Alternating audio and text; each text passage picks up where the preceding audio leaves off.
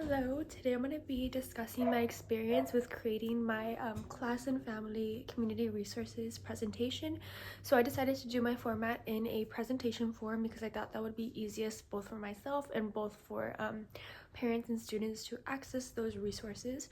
The way I found all my resources is by some of my knowledge, like for example, the public library, the Gateway Community Health Center, and the food bank.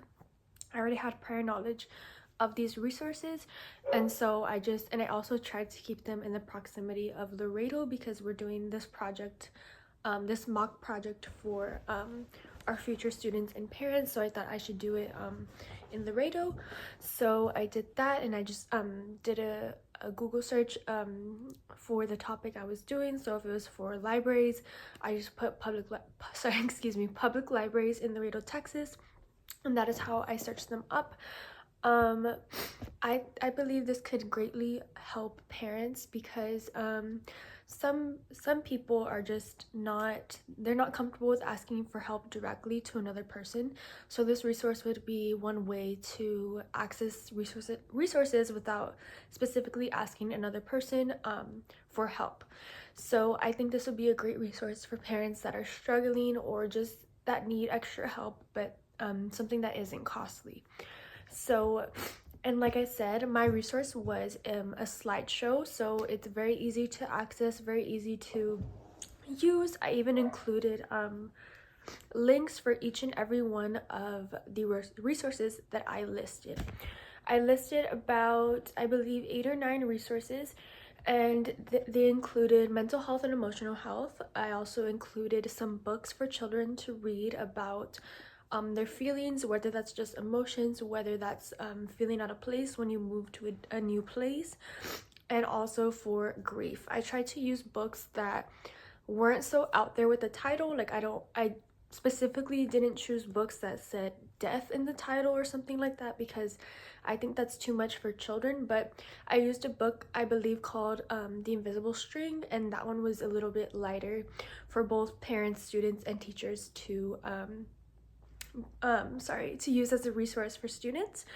I also provided legal and advocacy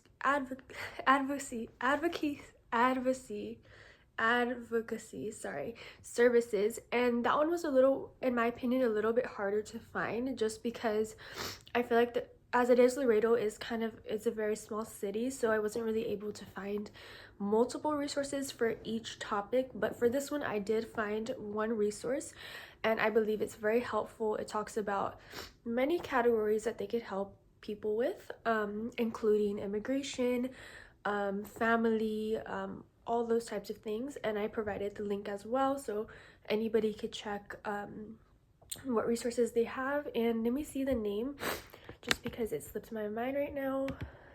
I just want to bring up the name of this resource.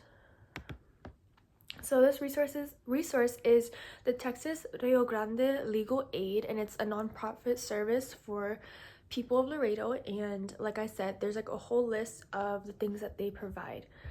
I also provided food and household support, which is food banks, and provided about 2 food banks. I know we have more, but I just provided 2. And the last thing I provided was educational and community empowerment, and I provided libraries, and just those are resources that parents and students can use to benefit them. So I really enjoyed doing this project. It made me feel very good, and it made me feel like I'm ready to make my own resource. When I have my own classroom, I'm going to make these resources for my parents and students.